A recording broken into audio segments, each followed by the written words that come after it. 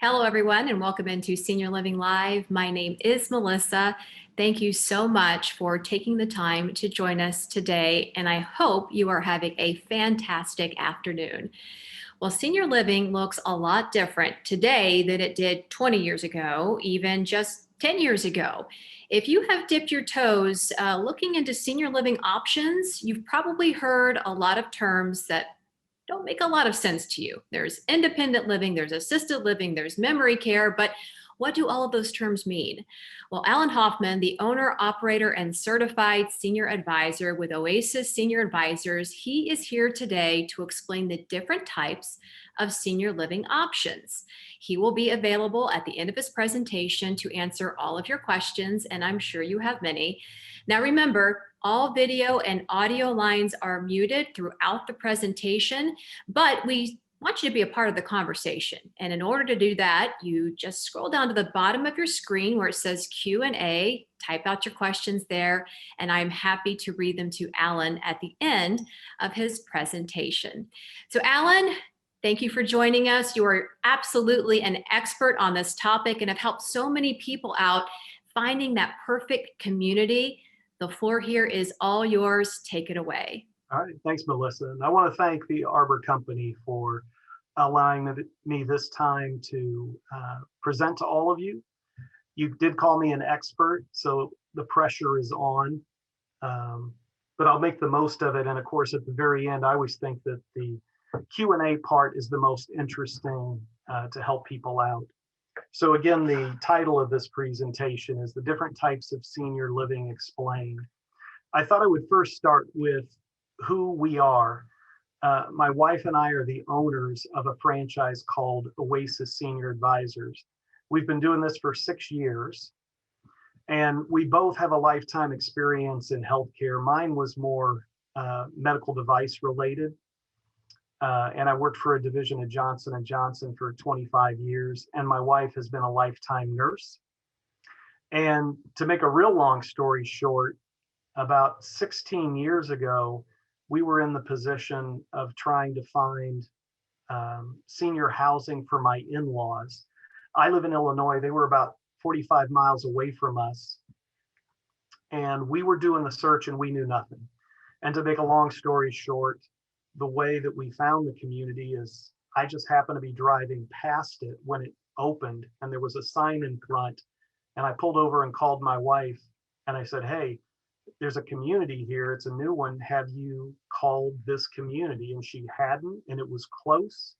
And there were some other things about the community that were perfect for my in-laws. So that's how we found it. We accidentally drove by. I tell people today, 15, 16 years later, accidentally driving by is not the best way to find the right community. So about 7 or 8 years ago, when we were looking for a business opportunity, Oasis, we found out about it at a franchising event, and we saw what Oasis had to offer as a solution to our problem about 7 years before that. And specifically, Oasis provides us with software. I build a profile on each community, and then I build a profile on every client, and we use the client profile to match to communities in the database. And so we're big fans of this franchise, and it's been working out for 6 years. A little more background about us. Leanne is power of attorney and caregiver for her mother. Just on Tuesday, my mother-in-law is 92, still lives in an independent living community. I use the term caregiver lightly because we're not really doing a whole lot for her. We drive her, but she still cooks. She's totally independent and active. And then my wife also still practices nursing. It is her life's passion, and she's a nurse at Naperville Senior Center. And then I'm also power of attorney for my aunt who lives down in central Illinois. So we live it from a personal perspective, and it is our business. So I think it makes us even more effective as providers of this service because we know what people are going through. And we absolutely love to serve our community. It's kind of a mission. So this kind of busy slide talks about the different types of senior housing and care options. I don't know if you can see my arrow, but at the very top where you can see it says least care, and then follow the arrow over across the top to the highest level of care. So on the continuum of what your needs are, it goes from left to right. So then underneath that, as you can see, it says independent, and then assisted living and skilled nursing. So then underneath it, and these are the types of senior housing as I define it. Also, I want you to, you'll probably hear me say this a couple of times through the presentation. I live in Illinois, and especially when you get to Medicaid, there may be different options, and other states might have different housing options. So this is specific to Illinois. It may not be relevant to where you live. So least care, highest level of care, and then independent, assisted, and skilled care, nursing care, which is the highest level of care. So under independent, there's senior apartments. And generally, how I define senior apartments is no services, and generally it's lower cost. Then you've got adult day services, which are really not, it's not a housing option, but it is an option that we suggest to people if they tell us, you know what, I'm not ready to move into independent or assisted living. But if a spouse needs, let's say, some time to do shopping or just time away from being a caregiver, adult day services could be a possible solution where you drop your loved one off for the day. They get meals, they get activities, and they've got eyes on. Then there's standalone assisted living, and that would be just flat out assisted living only. They don't have a memory component, and it would not necessarily be appropriate for someone who is independent. And then you'll see here assisted with memory. That happens to be the bulk of the communities that I'm aware of. So you've got a separate assisted living community, and then with potentially a secured dementia unit. Now, for example, one of the Arbor company properties where I cover, which is called Arbor Terrace of Naperville, their product is kind of unique and attracts a lot of attention of our clients because they do have assisted living, they do have locked and secured memory, and then they have an in-between program called the Bridges. And so the Bridges is a good place for clients who are high functioning and maybe just need a little more guidance, maybe can benefit from better structured activities. And I think it's been open 2 or 3 years, and we've actually had a lot of clients who have chosen Arbor Terrace specifically for that Bridges program. And then there are memory-only communities, and that can be perfect for an individual who maybe they've got more advanced behaviors, wandering, aggressive behaviors, combative. And then the final option that generally everybody knows about is the skilled nursing facilities. And, you know, I kind of describe it as a place where most people don't want to go. I don't think I've ever met a person who said, I want to go to skilled nursing. But how I define skilled nursing is generally the highest level of care. So if you are on a feeding tube, IV therapy, trach, that's what skilled nursing is about. I think an interesting fact is that only about 3 to 6% of seniors actually end their days in skilled nursing.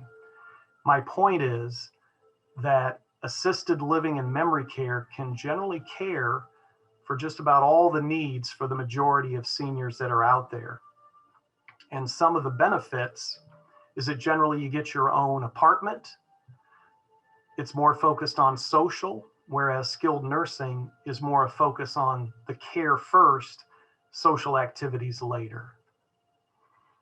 I put home care down here because in all of these situations, there is the opportunity for you to bring additional care in. Generally, it's at a private pay expense into any and all of these options. So for example, if you chose senior apartments, but you needed care, you can have in-home care. But again, in-home care is going to be private. Standalone assisted living, there are some occasions, along with assisted with memory and memory only, where you might be recommended to have a caregiver brought into that community. But again, it's an additional expense. And pardon me. And then at the very bottom here is continuing care retirement community. I think the best way to describe it is those are the communities where you'll pay a big upfront expense.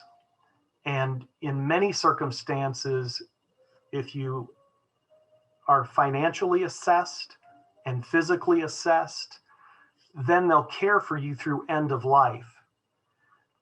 There are 3 different types of contracts in continuing care retirement communities. I'll go into that a little bit later at a high level, but basically a continuing care retirement community will be independent, assisted, and can go all the way to skilled nursing.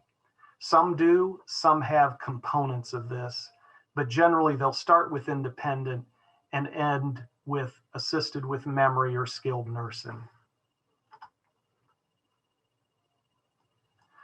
All right, so a little more detail about, again, how I'm defining independent.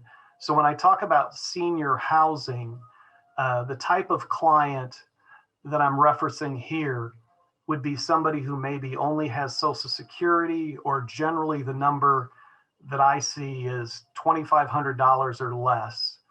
And generally that means that they're not going to be able to afford an independent living community. So this could be HUD or vouchers. So if your income level is below a certain level, you might be eligible for housing subsidies. Generally, these are properties, again, that I'm talking about. These are properties where you would have other seniors. So it may be 55 plus, 60 plus. Minimal organized activities. You still have to cook for yourself. The properties have full kitchens, and then generally secured entrances. If I move here to the right, independent, what I'm talking about in this situation is they may have minimal services. So for example, they might offer transportation. You could get 1 meal a day, possibly 3 meals. There's a lot of variety with respect to independent. One interesting thing about these types of communities is washer and dryers will be included, but some communities have washer and dryer in the apartments. Other communities will have washer and dryers in the hallway. And believe it or not, that's very important to a lot of the clients I have. Another thing kind of interesting is outside parking is normally free, but there are some communities that have covered parking. That also is important to many of the clients. Generally with independent, if you do need additional care, you're going to probably bring in-home care. Some communities offer personal services, and it might be at a discount, but again, every community is going to be different. Residential homes and supportive living. Now again, this slide, thus why I put up here in the upper left, this is specific to Illinois. I think that supportive living is not common in most states. I just don't know which ones. But how I define residential home would be, generally it's a home that's been remodeled. A ranch, it's generally in an established neighborhood, typically owned by an individual business owner, capped normally at 4 to 6 residents. So every resident would have their own bedroom, but they're going to share the bathroom generally, the kitchen, the living area, maybe a caregiver on site 24/7. Meals are going to be made and provided. And in the case of here in the state of Illinois, it is a licensed product by the state of Illinois. Supportive living is a kind of, like I said, a unique offering, but we're big supporters of this. And the perfect client for supportive living that I speak with is somebody who may have a year, maybe 2 years worth of private pay assets. And when we ask the question, do you think you're going to spend all your assets and need Medicaid? If they say yes, then we talk to them about supportive living. Because supportive living, you can go in private pay, you can spend everything down or the spend down. The community will assist you with the Medicaid application. And then when the state approves you for Medicaid, you stay in the same apartment. You still get your 3 meals a day. It can actually take a move out of the equation. And supportive living is assisted living light. And what I mean by that is they generally are not able to care for people at the same high level as private pay assisted living. But it does, it was actually designed in the 80s, from what I've been told, by the state of Illinois to keep seniors out of skilled nursing that didn't need to be there, because skilled nursing is the most expensive option. Supportive living in the state of Illinois is about half the cost. And like I said, it's a great program. It's a social model. People get their own apartments. They do have some transportation, and it keeps individuals independent longer, while at the same time, they can get care as needed. So now we're at, I think, what most people are familiar with, which is assisted living with a memory component or a separate memory community. So again, assisted living, generally you're going to pay rent for the apartment, and then there'll be the added care charges. And the care charges can actually be care plus medication management. So for example, if a resident is not able to manage their bed successfully, the community will do that for them. So care charges can be a combination of care plus medication management, or they can be broken out individually. In assisted living, all meals are included. That's a state reg. Social activities to keep the residents feeling as though there's value in life. They too offer transportation. Security, meaning generally that the doors are locked, and especially at night, they'll be locked at night. Assisted living most often is kitchenettes. So maybe a smaller refrigerator, small sink, cabinetry, so you can keep your snacks, etc. But generally no hot plate, no stove. And then another advantage of assisted living is physicians will come in along with other healthcare professionals.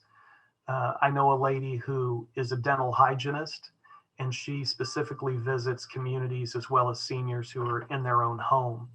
So they make it very convenient to get all your needs taken care of in the community. And then the memory, again, memory-only communities, I would describe them as they focus only on dementia. And in most cases, if you don't have a diagnosis of dementia, you would not assess for the community. This bullet point about all-inclusive pricing, actually, I would say in the last year and a half, I'm noticing that more dementia communities are doing a combination of care plus, rent plus care management. So it's constantly changing. The activities in a memory community are generally going to be more structured and guided for residents. And the residents that are more advanced in dementia are going to have different programs and activities compared to those dementia residents who are maybe earlier in the stage of the disease. So they try to make everyone feel that they can accomplish something in the activities. Again, all meals are included, secured entrances, and again, doctors will come as well. In the memory communities, often they'll have a geropsychiatrist or psychologist to focus on the special needs of people with dementia. And then here we are at the CCRC. Again, that stands for Continuing Care Retirement Community. Again, most people know it by the large upfront investment. Now in my area, it can be anywhere from $200,000 up to $400,000 or more. Generally, the more you pay, the bigger the apartment you're going to get. A lot of people ask, so I'm just giving my money away, that upfront expense? And the answer is no. In most cases, you do get a return. So if you move out or if you pass away, you can get a return anywhere of 60 to 90% on that upfront investment. I will tell you, you don't earn interest. So one of the things we talk about with clients who are interested in CCRC is just make sure they understand the value of their money. Is it better spent in the market earning interest? Or if you really do need to have a plan for your future that you want to be cared through end of life, CCRC could be an option for you. In addition to that upfront expense, you do pay a monthly fee. I call it rent. I think most of the communities call it a service fee or something like that. They may have meal packages. Generally, meals aren't just automatically included. A type A contract, if you look at my last bullet point, you'll see I've typed in contract types A, B, and C. When it comes to predictable future costs, type A contract will do that. B and C, less so. I won't go into all those details on this because we could talk forever, but certainly if someone is interested, I can provide you with additional resources. Again, CCRCs generally go from independent all the way to skilled nursing and would include rehab and memory care. And I would say it's probably most misunderstood. So again, the value in my service is we talk about all these things, but ultimately the clients decide, is it right for them or not? And then just flat out rental. Sometimes people are just looking for a low cost rent. They have too much income, so they don't qualify for waivers. And so I have a partner here in Naperville. They just do apartment searches. So when I get the right client, I send them over to my partner here in Naperville, and they can do a search of apartments by what you want to pay and zip code. Often one of the things people are asking about when I talk to them is, what's this going to cost? And I'm sure that's probably a thought that everybody on this webinar has asked or thought about in the future. Where I've pulled this information from is Genworth. And actually, if you Google Genworth cost of care, you'll probably go right to their website. This is national. It's the most recent data as of 2020. And you can see in my box in the red circles here that I have circled some of the costs. So a home health aide nationally is going to average around $4,576 for in-home care. Assisted living, the one in the middle, assisted living facility, average cost is about $4,300 per month. Now, interesting, here in the state of Illinois, the average cost is actually $4,900 per month. So of course, your community could be lower, could be higher. Naperville is actually in the suburbs of Chicago. And so we're kind of a costly state. And then on the right-hand side here, you can see the average cost of nursing home. Nationally is quite a bit lower than here in the state of Illinois. A semi-private room is probably more like $9,000 per month. And a private room is probably a little more than that. The closer you get to downtown Chicago, the higher the costs go up. Important thing that I want to share, probably the number one rule of thumb, if you look in red below, whoops, pardon me, is use a certified senior advisor like myself so that you know your options for the future, especially in the last 4 months. many of the clients that are calling me are in crisis. It's post-COVID, meaning things are opening up. People kept their loved ones at home, or the seniors have decided, I'm going to try to stick it out until COVID passes. And of course, what happens in some cases is it becomes a crisis. So for those of you that are listening today, if it's in your gut that you have a loved one, or it's for yourself and you're thinking, I'm on this call, I want to learn some things. If you're still anxious, I would tell you, get in touch with a certified senior advisor. It could be me, it could be somebody else with Oasis, because we have over 80 franchisees in the nation. But do your due diligence. There are a number of clients that I work with that we identify communities, we tour a couple places, they narrow the search, and then they're done. And they say, Alan, we'll get back to you later. We're gonna wait a little bit longer. And that is fine with me, because we've done a good part of the work ahead of time. Now, if there's a crisis, you're not starting from zero. So again, if it's in your gut, I'd suggest that you start the process and do some research. Often people are asking, how do you pay for it? Number one, I would say Medicare does not pay for long-term care. Medicare is your hospitalization. They'll pay for rehab. So assisted living is private pay. If you have long-term care insurance, veterans benefits, there are actually two programs. One is called aid and attendance, and the other is just a veteran's pension. In both those situations, that's cash that the VA would pay directly to you, and you could use it for in-home care. You can use it for assisted living.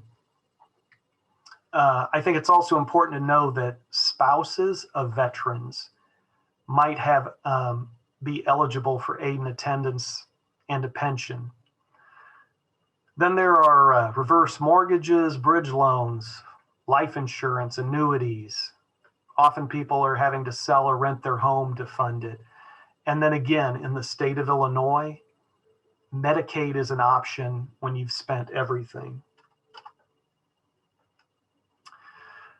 I fear I might spend all my assets. And again, this is a common conversation that comes up when I'm talking with clients. I kind of covered this already, but again, when it comes to Medicaid, there are two options in the state of Illinois. One is supportive living. I already described it. It's kind of like assisted living light. You must be independent. You have to be able to participate in your care. And generally, if you need care, it has to be scheduled. So like a shower, I'm going to take my shower at 6 a.m. in the morning. A caregiver can do that. They'll come in at 6, they'll stand by, or maybe provide you some assistance. You can also get medication assistance, which is really important. Many seniors are not taking their meds when they should. And that was one thing that happened with my own aunt, where we found a point in time where we realized that she was not able to take her medications at the right time. And so at that point, we did pay to have medication management provided to her. Long-term care, when I talk about long-term care, I'm talking about skilled nursing, rehab, long-term care. That's all the same building. And again, long-term care is really designed for those more advanced care needs: feeding tubes, significant wounds, trachs, a 2-person transfer if a person is bedbound. So again, look here at the bottom at my red. I'm pretty sure this is probably going to be a consistent statement in no matter what state you live in. If you think you're going to need long-term care, don't spend all your private pay assets. Try to save anywhere from 6 to 8 months of assets. And then if you need to go look for skilled nursing, you're going to have more options, because everybody wants private pay. In the state of Illinois, if you've spent everything and all you have is Social Security, and now you call me and we're going to go look for long-term care, meaning a nursing home, that is the most difficult time to find. So again, if there's a rule of thumb about your fear of Medicaid, don't spend all your money. Reserve some of it to make that transition. So let's say that you now have decided to move. The reason that people are calling me is home maintenance is no longer the joy that it used to be. It's now becoming more work. A lot of people are moving closer to family. You want to prepare for your future care needs. Maybe your spouse is experiencing a health decline and now you're thinking you probably should plan ahead. COVID isolation has made you think differently. And again, my phone is quite busy simply because of what happened in the last year. And you may or may not be aware, but most communities for a lengthy period of time did not allow in-person visits. People were visiting through the windows. So it's been a real challenging time. So when people call me, they want to know, Alan, how do I get started? So again, this is specific to my franchise in Illinois. In the state of Illinois, you can call me or text me at this number, 630-360-1041. You can also go to our Oasis Naperville website, and actually, you don't have to remember this exact website, but if you Google Oasis Naperville, Illinois, or Oasis Senior Advisors Naperville, you'll probably go right to our website. If you're in another state and you want to find out if there's an Oasis location near you, you can call 630-528-0226. Or again, if you just Google Oasis Senior Advisors, you'll get to our website.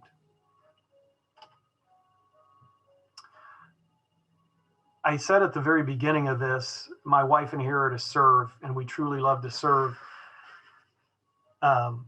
I think what I'm most proud of is the feedback that I get from clients that I serve. And so I'm not going to read this to you, but I threw this up to show how committed we are to our clients. And I'm constantly amazed at the detail that clients provide in feedback about the level of service that my wife and I provide. I think we go above and beyond. We treat our clients like we would treat our own family member. They get 100% of me when I serve them. And sometimes we get paid and sometimes we don't get paid for our services, but it doesn't matter to me. I want everyone to know that if they call my phone number, you're going to get the best service that I can provide. And if I don't do it, if I can't help you, I guarantee you I know somebody that can assist you, and I'll refer you over to them.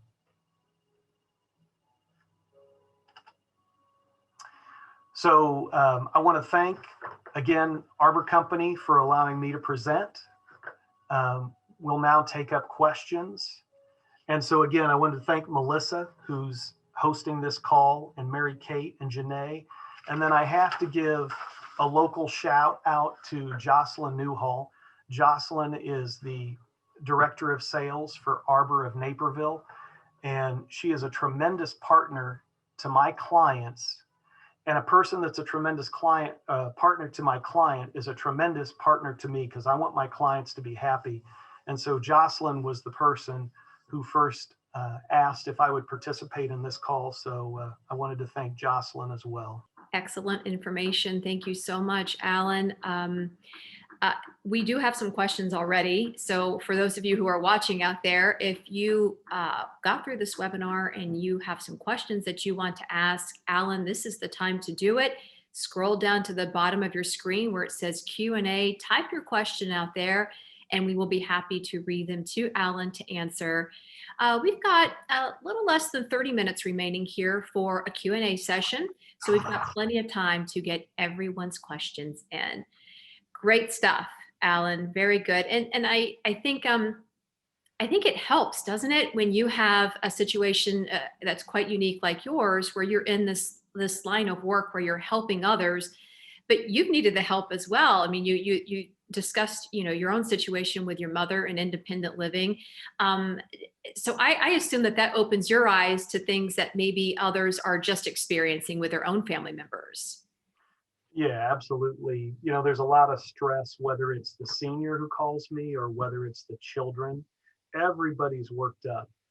Everybody is stressed. Um, you know, with all due respect to the communities, nobody is beating the doors down to go. People want to stay in their home, and sometimes there's family dynamics. For example, I often hear if a sibling is helping her mom or dad, you know, sometimes the other siblings are on board, they work together as a family. More often, I'm hearing, you know what, I'm the responsible one, I'm taking this on myself. Everybody needs the encouragement. The senior, the siblings need encouragement that they're doing the right thing, they're doing this out of love. Often I hear a statement, my mom told me never put me in a home. And so those are barriers to have to get to the next step, which would be potentially, identifying communities and then touring. I can't get there unless I've dealt with all the baggage, so to speak, that's up front. And so I think my wife and I are excellent listeners. We're sympathetic. This is a tough task to take on, and there'll be bumps in the road, and at times you're going to feel like you're beat up, but we can get through it. And I would have to say, after 6 years, while we've helped people place, and sometimes that placement doesn't work out, I would say in 6 years, I can think of probably 3 placements where we had to revisit and try again. But generally, most of the time, after we've helped a client ask all these questions, the placement is ultimately a success. And that means the family has peace of mind and the senior has transitioned. I wouldn't say that they're always necessarily excited, but they've transitioned, they're safe, they're well cared for, they're getting hydration and meals. And that's really, and the socialization. And especially since this COVID situation, hydration, meals, socialization is huge. And we've chatted with seniors on our own that have actually stated that they wish they had made the decision sooner. That would be their only regret, just because Right. of the ease of use of moving to a senior community, especially when you are still independent, and knowing that, you may not be so independent down the road, and you don't have to leave the building if that ends up being the case. So great information. Now we've got lots of questions here, so let's get Okay. to them. All right. Again, you can remain anonymous if you're sending in questions. And the first question does come from anonymous. It is, what is the difference in nursing care provided at a facility and one that does not provide it? I thought that CCRC communities provided this, and this individual is specifically referring to skilled nursing care. Okay. Probably I'm going to give an answer, and I got a feeling there might need to be a revision. So CCRCs have generally independent living, so that's a separate building. In some cases, they have separate assisted living in a different building. And then they often, like out here, I think it's a marketing package. It's really a nursing home, but they'll call it their healthcare facility. And the healthcare facility can be for long-term care, it can be rehab, it can be their memory community. So generally, an independent living building in a CCRC, there won't be any nursing care there because it's by default independent. But if you need assistance, you can pay privately and have nursing care come in. Now, if you move to assisted living, you're going to have nursing care there 24/7. They'll come in your room, they'll do scheduled assistance, 3 meals a day. Same thing in the healthcare facility. And so I don't know if that answers the question. I think there was another part of it there too. You might have to refresh me if I. Yeah, it was just it was a total part, but they just wanted to be clear. It was a total one question, but they wanted to be clear with the second part of what they asked, which was they were referring to skilled nursing care. Yeah, so in skilled nursing, because it's the highest level of care, trachs, feeding tubes, etc., it's absolutely nursing care 24/7. And do let me revise on that too, because especially in the last couple of months, I'm hearing clients call me, doctors and hospitals are saying, your mom needs 24/7 care. And what I would just say about that is, because when I hear 24/7 care, in my mind and a lot of my clients' mind, they're thinking someone is going to be there. If I push my pendant in 30 seconds, someone's coming in. Not happening. As a matter of fact, up here, I hate to say it, but in the rehab world, I'm hearing stories about my loved one pushed their pendant because they needed to go to the bathroom and somebody showed up an hour later. So if the staffing requirements in skilled nursing might be higher, but I'm definitely not seeing care is better. As a matter of fact, my bias, and I clearly underscore bias, my bias is you're better off in assisted living than you are in a skilled nursing environment. Wow, that is a great takeaway, and something unfortunately people aren't going to find out until they're in it. So again, another reason why you would want to speak to someone like Alan or his wife or the other advisors for Oasis Senior Advisors. So great point there, Alan. And we do hope that answers your question. If you need a follow up or a little bit more clarity, feel free to type it into the chat box and we'll get back to Alan on that. So this question comes from Nancy. Have you had any deaf or hearing impaired clients? Are there staff members who can communicate with them for assisted or memory care? Yeah, it's an outstanding question. Yeah, we've had hard of hearing, seniors who are deaf, seniors who are wearing hearing aids that still struggle with that. In some cases, whiteboards are used, just where they write. And then I've never seen it, but I understand too that you can get like an iPad that has communication, or maybe it's an app that's on the pad for communication. And I'm actually working with a client right now, the sibling, and her mom has aphasia. And so while she's not deaf, she struggles with communicating. And so we did talk about, and that's how we can help, is we go to the community, we ask those specific questions. Hey, I've got a client who's hard of hearing. How would you accommodate? And so then we allow the community to answer. And that's really the best way to find out how you feel about the community. Did they give you a strong answer? Do you feel like they were evasive, in the question? Because when we walk out of the community, it doesn't matter what I think, it's what the family thinks. And if we have a conversation around, I wasn't real happy with that question or the answer. I wasn't happy with the answer. And then I always tell people three things. Hey, we can tour again. We can ask better questions. Or maybe your feeling is this isn't the right place and we should drop the community. Yeah. And this is sort of a follow-up to that. And this is from a different viewer, from Kim. And you'll have to forgive me for maybe not knowing the name of this town or the city. Lisle, is that Lisley? Lisle, Illinois. Yeah. Yeah, so it's specific to this area, which you have a lot of knowledge about. And Kim wants to know, are any of the facilities in that area accessible for deaf people? Do these facilities have closed captions everywhere, interpreters for appointments, seminars, activities, alert lights? Basically, are there any communities in that area that cater to someone who may be deaf? To that specific question, I would say, and every client, I learned something new. So I would say, her name was Kim, is that right? Yes. So Kim, it would be best if we would go and call the communities and present that. I'm sure that there are, but again, the best way to get answers is to take your specific situation and have communities address it. So for example, having a gentleman who's Indian descent and his mother is vegetarian, and so there were two questions. Tell me about vegetarian menu, and then how many other Indian restaurant or residents are in the community. And this is a perfect example of Jocelyn, how superior she is. She got back to me immediately, incredible detail. She talked about this resident was from this state in India, et cetera, et cetera. And actually next week, because of her feedback, we're touring two places and one of them is Arbor Terrace.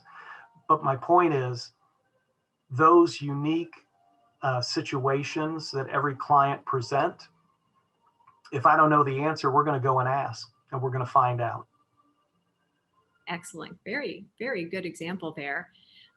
The next question comes from Daniel. Can you explain the differences between for-profit and nonprofit CCRs? Why use one versus the other? Yeah, that's a great question. My bias with any community, whether it's a CCRC or a month-to-month rent, is I think not-for-profits are going to be a little more mindful of the dollars. And what that means to me is they generally are not going to take an annual price increase on the monthly rent. And I have an example in Downers Grove, Illinois, is a not-for-profit called Saratoga Grove. They didn't take a price increase in 2020. They're also religious based. So clearly their mission statement is care first. And of course they have to make a profit. They got to be able to pay their bills as well. But I think they're more mindful of those senior dollars, because seniors on Social Security, they're not getting a price increase. They're not getting inflation increase every year. So some of these communities will take a 3 or 5% increase. I don't know where it's coming from. Seniors aren't getting that increase, but that's the way the business is. But when it comes to the CCRCs, I think what I'd do is I'd take a look at their mission statement as a starting point. And I'm thinking about the CCRCs that I know in my area. Mm-hmm. And to be quite honest with you, I'm not sure I know which ones are not for profit. The other ones that I'm thinking of, I'm not even sure if they're private. I think all of them might be not for profit, but I'd have to do my research to see. I think, if you're trying to make a decision, the value of touring and asking questions specific to your situation is probably more important than the not-for-profit or profit status. But if those things are important to you, then those would be part of the questions that I would help people ask. Great. We hope that answers the question. This one comes from Sylvia. What advice do you have for a couple who one is suffering from Alzheimer's and they wish to stay together in assisted living? What would you say or what kind of advice could you give someone in that situation? Yeah, that's totally possible. It depends on the community. Most couples that we work with absolutely want to stay together. On a rare occasion, the family or the couple will say, we sleep in separate rooms, so we want separate apartments. But if the goal is to stay together, generally, if the spouse with dementia is not a wander risk, not combative, then you can probably go into an assisted living community or assisted with memory, and the couple can stay together.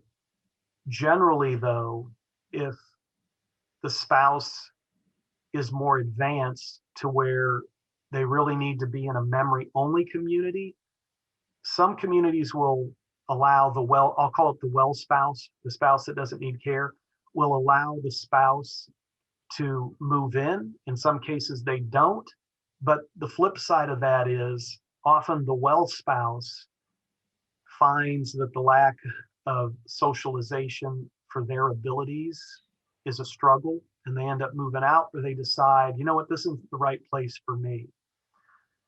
So something to consider. And I will say on that end, and just having spoken to a woman who is really in that exact situation and lives at a community in Texas, an Arbor community that offers independent living, assisted living, and memory care. Her husband lives in the memory care portion of the community. She lives in an apartment in the independent portion of the community. They're basically in the same building. She can see him whenever she wants. He gets the activities that are directly specific to his needs, and she gets to do the things that are specific for her needs. So it works out pretty well, and those communities do exist. So I know Melissa, that Alan excellent. yes, go ahead, Alan. You're the expert, because I actually forgot about that, but that's right. Yeah. You can live in the independent side and your spouse lives on the memory side. So yeah, good catch. And that's where Alan comes into play, and all of the individuals who work for Oasis Senior Advisors, basically they can tell you, this is an opportunity for you in this particular community that other communities may not provide. So great question there. From Anonymous, what is meant by the 60 to 90 days elimination that long-term insurance requires? Just to clarify, I'm not a long-term care specialist or expert, I would say, but I've dealt with this question before over 6 years. So before the policy pays, it's basically a time frame where you're paying out of pocket. So that's what the elimination period is. Now, from a very high level, because this is from personal experience, let's say that you're providing care for your spouse at home, let's say in-home care. And so you're just paying out of pocket. And you remember that you've got a long-term care policy and you decide, hey, I'm going to look into this, see if in-home care is paid for.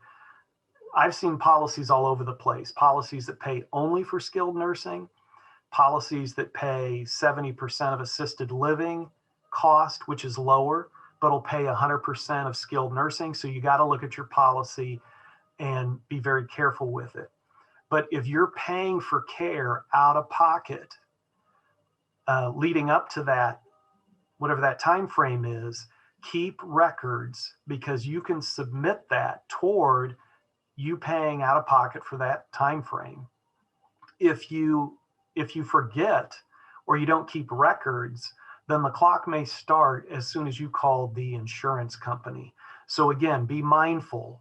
Probably another red rule of thumb to keep in mind is if you got a policy and if you're paying for care for your loved one and you think you're going to tap into the policy, keep all those records of what you paid out of pocket on your own. Hope that answers the question. We have a question from Anonymous, and this is an opportunity for people who are in tough situations with family members. Maybe it's their mom or their dad suffering from dementia, a place to really get some answers and to sort of vent, because they're in it every day, dealing with it every day, and we hope we can help answer this question. So it says, my mother has dementia, is getting progressively more confused. However, she doesn't realize how confused she is, and she is angry with her kids for making her have a home care specialist in her home. Is this normal to become angry and belligerent? Says we've restricted her driving. It's made her upset. There are 4 siblings. We are working together to make this happen. She's acting like a grounded teenager trying to sneak around our wishes. She also says what her mom really wants is to build onto one of her kids' homes and live with us. However, it would be very difficult because she repeats herself all day long. It would drive us crazy. I know you hear these stories all the time, Alan. It is so difficult. What advice can you give here? Yeah. Could probably go on for an hour. Yeah. And actually, I had a call just like this earlier today. So I think a couple of sound bites that I would mention. Number one, don't expect your mom to buy in. And this is exactly the conversation I had with the gentleman this morning. He said, we've been trying to get my mother-in-law. She won't buy in. And I just said, don't expect her to buy in. Because when someone has dementia, and from my own personal experience with my aunt and with the 6 years of experience, you can't win a person with dementia over their brain damage. They know something is wrong. And actually, this was kind of an eye-opener for me, because my aunt used to tell us before she made my cousin and I powers of attorney, she goes, and I was kind of surprised, she would say, I know something's not right with me. And we knew that she was having some memory issues, and we would just encourage her. But people with dementia, they don't go stupid. They have brain damage. So some of probably what you're experiencing is her frustration with her condition. And I do want to underscore, I'm not a medical professional. I'm not a clinician. I'm just giving you my personal, here's what my experience has been. But people aren't stupid. They know something's not right. They're frustrated because they're losing their independence and their freedom. I told this gentleman on the phone today, and I'll tell everyone on the call here, I'm sure that I'm going to be a pain in the rear end if I get dementia, because I love my freedom. And I'm sure I'm going to be one of those people that says, no, I want to stay at home, just like the people I'm working with. So, but again, I think I mentioned this earlier, which is if you're doing what you're trying to do, if you're doing it for the love and the safety of your loved one, move forward. Because if you don't act on that, and then there's a crisis that happens, and often that happens, a fall, person goes into the hospital, tremendous decline in health, then you're forced into this. So one of the comments that I would make, if you think you can have a conversation with your mom, is, hey, mom, we're talking about you're going to have your own apartment. Because again, I think most people are visualizing a nursing home. And that means a shared room, people walk in and out on their own when they want to. Here in the state of Illinois, in skilled nursing, you're still not going in and visiting your loved one. It's outside or it's through the window. So in the assisted living memory world, you can go in, even here in the state of Illinois, you can go in the apartment, you can meet with your loved one, you can hug them, you can touch them. And so the suggestions that I would make is, mom, we're looking at an apartment where they can assist you. You'll have 3 meals a day. Because really, every client that I'm talking with as well, the siblings are talking about, well, they microwave their meals. That's not the best nutrition for a senior. So you get hydration, you get better nutrition, and you get eyes on. It's safer. Great, great, excellent. I hope that answers your question. And again, it's tough. We know it's tough. And on the heels of that, Nancy asks, do you know if there is a hotline for people who are dealing with dementia at home that they can get someone to listen and maybe help? You know what? I think that the closest thing to that would be the Alzheimer's Association. And, dementia is the umbrella, and Alzheimer's just happens to be the largest specific diagnosis of dementia. So I would try Alzheimer's Association, and depending on where you live,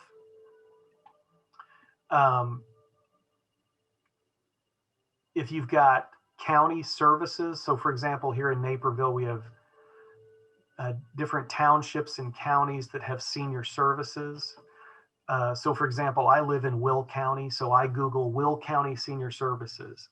North of me is DuPage County Senior Services. So whatever county or township you live in, type in that township or county, senior services, see if you come up with anything. Many communities, and I think Arbor Terrace here in Naperville, I don't know, I think with COVID, they probably shut it down.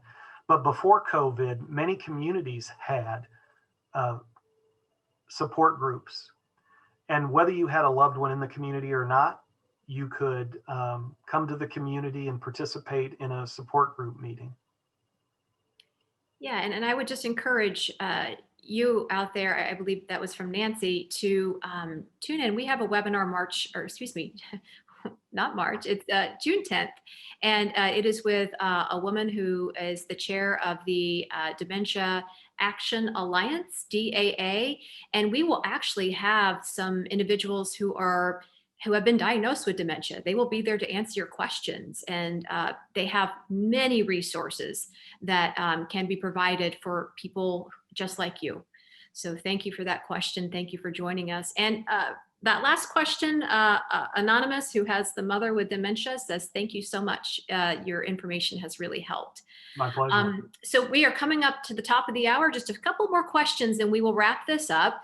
Alan wants to know, my wife has early dementia and I'm now doing the finances. I have a form of muscular dystrophy and my wife has to put on my shoes and socks and cooks all the meals. Independent living or assisted living facility for us? Ooh, great question. If you're, and I'm assuming you're living independently now in a home or an apartment or a townhome or whatever the case may be, what I always suggest to people is if you're going to make a move, and let me backtrack. One of the most important questions that I always ask people is, hey, how many times do you want to move? Not a surprise. Everybody says one time. So knowing that, my suggestion would be if you're going to move, and if your goal is to move one time, I would never suggest somebody go from one independent option to another independent option unless that independent community also had an assisted living community or a component where you can get care. So again, going back to the beginning of my presentation, if you move into an independent living community and it's independent only, just remember, you can bring in-home care in, but it'll be your own expense. But if you go to an independent living community that also has assisted living, you can still do in-home care. But at some point, in-home care becomes very expensive. The equation that I always share with people is here in where I live, it's about $27 an hour for in-home care. If you need care every day of the month, 27 times 30 times either 7 or 8 hours a day, and you've exceeded the average cost of assisted living. So I share that with people because I often get calls where somebody tells me we're paying 15 or 20,000 a month in-home care, and now it's becoming cost prohibitive. So again, that's part of my education process where, do in-home care, but then be prepared of what it's going to cost you in the future. And some people will still want to stay at home because you do get one-on-one care, but most people can't afford $15,000 or $20,000 a month. So anyway, to summarize, if you're going to move to independent, and again, if your goal is to move one time, would be move to a community that has independent with assisted, or sometimes they call it like personal care services, which is basically maybe a third-party home care service that's in the building. And it can be nice because if you want assistance with showering, they might come up for 15 or 20 minutes. Whereas if you hire home care, they may ask you for a 3-hour minimum. So again, you want to know those details so that you spend your dollars wisely. Everybody has savings and you've worked hard at it, and it goes by pretty quickly. Great points. Yes, absolutely. The hybrid situation may work out best, as Alan pointed out, community that already has independent living and they have assisted living, and then you don't have to leave. And if you really like the place, you don't want to leave. So that might be the best option there. Great question. We got two more. Katie asks, what is the best way to locate supportive living facilities in Illinois? Are they completely separate from assisted living facilities? Yeah, it's a total, sometimes when you call communities, like if you call a supportive living community, often people who would then call me, they call them assisted living. I'm kind of a stickler on the details. Assisted living is one thing in the state of Illinois. Supportive living is absolutely something different. And so I make that clear to everybody that I work with. You can do two things. You could text me at 630-360-1041. If you want to send me your email address, I can send you a list that comes from the Supportive Living Association in the state of Illinois. You can also probably Google Supportive Living State of Illinois. You'll probably get the same information. Depending on where you live, like in Naperville and around 30-mile radius, I can tell you every supportive living community. But when you get more towards Chicago and north, I have to refer to the list. So either Google supportive living in the state of Illinois and you can find a list, or if you can contact me, I'm happy to send you what I have. Last question. I am interested in becoming a senior care advisor. Yay. What is the process? I know the different states have different requirements. Well, actually, my CSA certification, Certified Senior Advisor, is through the Society of Certified Senior Advisors. So SC, Society of Certified Senior, SA. It's third party, and being an Oasis franchisee, part of being an owner with Oasis is at least one person has to be CSA certified. And so what it means is I took a test, had quite a big book that I had to go through. And then I think it's every 3 years, I have to have 30 hours of continuing education credit to maintain my certification. So I'm thinking they're not wanting to be an Oasis owner, which I can talk to you about that. But if you want to be certified, then look up Society of Certified Senior Advisors. If you Google that, you'll get right to the website and you can join and then take the test and be certified. I love it. Great information up and down. I think you've helped out quite a few people here today, Alan, which was the whole point of this webinar. Great information. Thank you so much for taking the time to share your knowledge with us. It's been my pleasure, and thanks to everyone who asked questions. I hope it was helpful. Absolutely, it was helpful. I can tell you that right now. I learned a few things.